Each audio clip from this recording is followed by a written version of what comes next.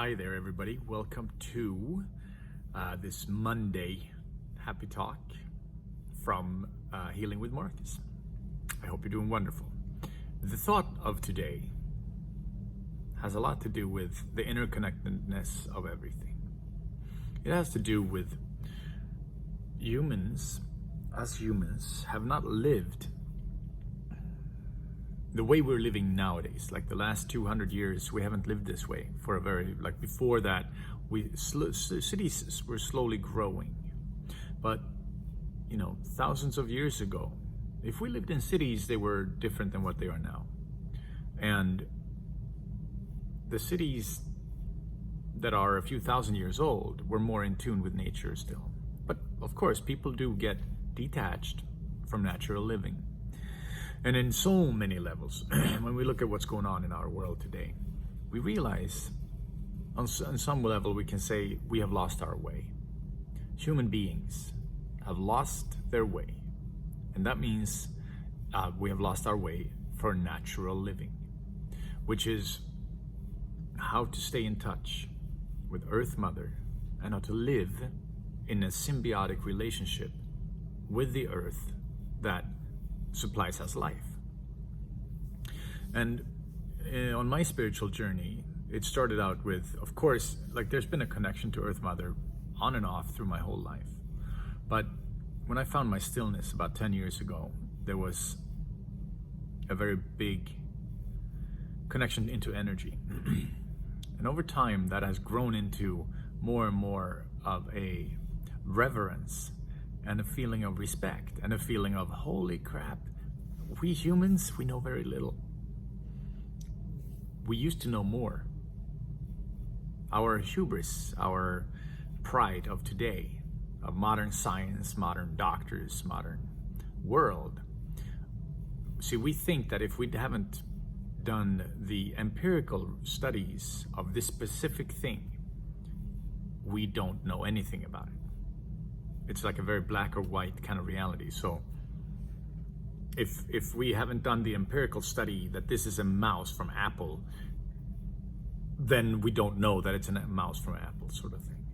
So if you go out and you touch a tree and you suddenly start to realize a bunch of beautiful, interesting things about this tree, that's not true until you have proven it empirically. That's sort of how our modern day science works. And it's almost like saying that, this is not a beard until we have proven it empirically. And it's like, well, I do have a beard. It is right there.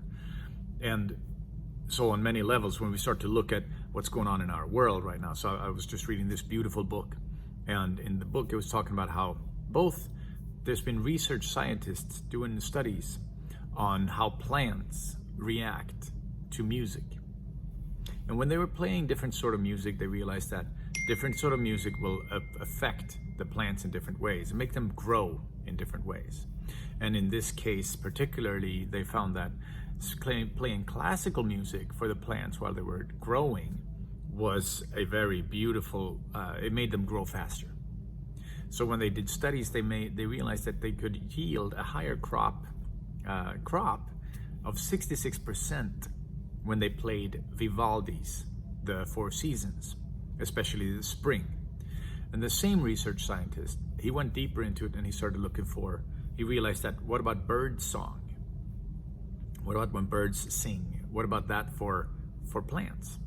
And as he realized that the bird's song affects, there are little tiny openings on the leaves of green of trees and of brush and stuff like that, or bushes, and those holes open when the tone of bird song comes. So the plants, they take in more both sunlight and water and air, and they also give out more carbon dioxide with the bird song. So that's science. They have studied this. Now, another story of this is something when we talk about prairie dogs. So there was a very dry part of America where the Native Americans lived, and in the 1950s, there were some scientists that said, hey, we want to grow here, so we want to make sure the grass stays here. And in order for the grass to stay here, because it's kind of dry right here, we're going to have to kill all the prairie dogs that live right here. Prairie dogs are these little squirrel-looking they're like little squirrels, or big squirrels living under earth, right, in tunnels under the ground. And sometimes they can destroy our crop. Well, what we think is our crop, right? And when the research scientists said, no, we got to kill the prairie dogs, the Native Americans said, no, don't kill them. The prairie dog makes rain. And the scientists were laughing at him, because it's like, how the hell can a prairie dog make rain? And, you know, from our modern life perspective, our very limited vision, I agree. How can the prairie dog make rain? Right? Like, what the hell are they talking about? So the scientists, they killed off all the prairie dogs to keep the grass growing in this area. And a few years later, the whole area was devastated, desolate, and eroded. The grass was long gone. The grass was died off, and the dirt had either been flown away or rained away, and or just, you know, eroded by nature, by the wind and life. And it turned out, when they studied this, they realized that what the Native Americans said the prairie dog makes rain is because the prairie dog digs these long tunnels in underground. And when they build those long tunnels, the air that escapes out of the tunnel contains humidity, higher degree of humidity, much higher. Because, you know, down in the ground, there's much more humidity, right? There's water in the earth. So when they dug these tunnels, and there's also, I think it was positively, negatively charged ions that were being released through these tunnels. So these ions and the higher degree of humidity, when it escaped through the earth into the atmosphere, it created more, like it would suck in and create more water droplets right there, and suddenly there would be rain. So they realized that when the Native Americans said the prairie dogs make rain, it was true. They just didn't understand how. And when we realized that even these holes, then the tunnels into Earth Mother, they become breathing ventilation funnels that can air in and out and shift things that we don't even know can be shifted. Or like the little holes on the leaves that open up to the right bird song. It's a self-adjusting system that we live in.